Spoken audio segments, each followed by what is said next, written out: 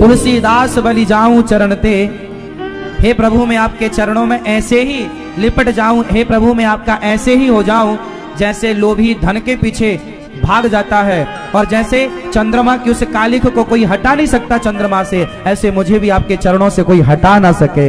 ऐसा तुलसीदास जी का भाव है। देखिए तुलसीदास जी ने कितनी बढ़िया बातें लिखी हैं। आजकल के लोगों को इन सब बातों को पढ़ने का समय ही नहीं है। तुलसीदास जी की दोहावली खरीद के ले जाया करो, कवितावली ले जाया करो, पढ़ा करो, बड़ा ज्ञान मिलेगा। लेकिन अब आप ले भी जाएं, पढ़े ना तो मतलब नहीं, ले जाओ उसका अर्थ भी लिखा रहता है हिंदी में, अर्थ समझा करो। थोड़ा विचार करो कि थोड़ा सा ध्यान दोगे तो बात समझ में आ जाएगी। तुलसीदास जी ने बढ़िया बात कह दी। तो माया क्या है? जो है नहीं पर दिखाई पड़े, वो क्या है? माया। और भगवान से प्रार्थना करो कि प्रभु हमें माया में माधव का दर्शन हो, माया का दर्शन ना हो। हे प्रभु मैं आपको कभी भूलूं नहीं, भगवान में ही मन लगाओ, यही ठीक है। भगवान के पिता आनंद बाबा को वरुण देवता ले गए, बाद में वरुण देवता के पास से लेके आए। सारे ब्रजवासियों को भगवान ने बैकुंठ का दर्शन कराया। बैकुंठ बहुत सुंदर।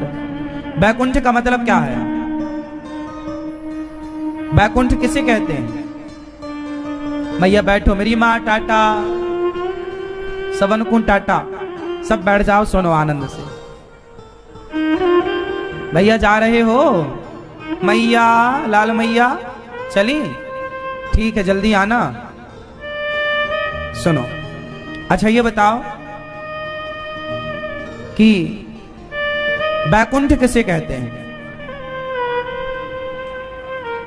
जहां कोई कुंठा ना हो, जहां कोई कुंठा, कुंठा मतलब, कुंठा मतलब नहीं समझते?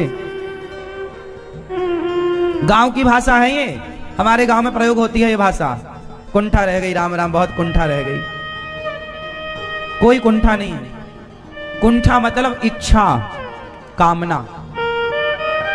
जहां कोई कामना ना हो, जहां जाने के बाद कोई कामना रह ना जाती हो, और जिसके अंदर कोई कामना ना रह जाए, वही बैकुंठ जाने का अधिकारी है। नाम है बैकुंठ ही नाम है। बैकुंठ कौन जाता है? जिसके अंदर कोई कामना।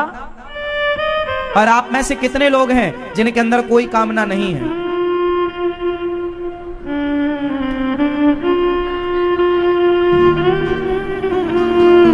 हाँ,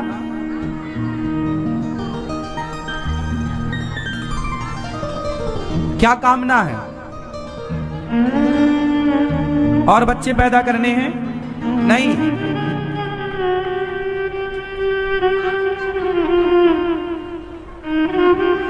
शादी तो हो गई, बेटी बेटा का, ये कामना है। आप ये कामना ना करोगे तो भी बेटा बेटी का ब्याह हो जाएगा। क्यों जी? समय के साथ सब होता है। आप तो झूठी कामनाएं लिए बैठी हो मैया। इसलिए भगवान के भक्त को कैसा होना चाहिए? निष्काम। क्यों निष्काम? क्योंकि कामना ही उसके मोक्ष में बाधा डालती है। इसलिए भक्त कैसा हो? निष्काम। जो निष्काम होगा उसे भगवान वैकुंठ देंगे। तो भगवान ने सारे ब्रजवासियों को वैकुंठ का दर्शन तो कराया, बाद में सारे ब्रजवासी लौटकर वृंदावन आए और बोले कि वैकुंठ में भगवान का दर्शन सुलभ नहीं है, पर वृंदावन में भगवान का दर्शन सुलभ है। वैकुंठ से ज्यादा महिमा वृंदावन की है, इसलिए वृंदावन भी वैकुंठ है।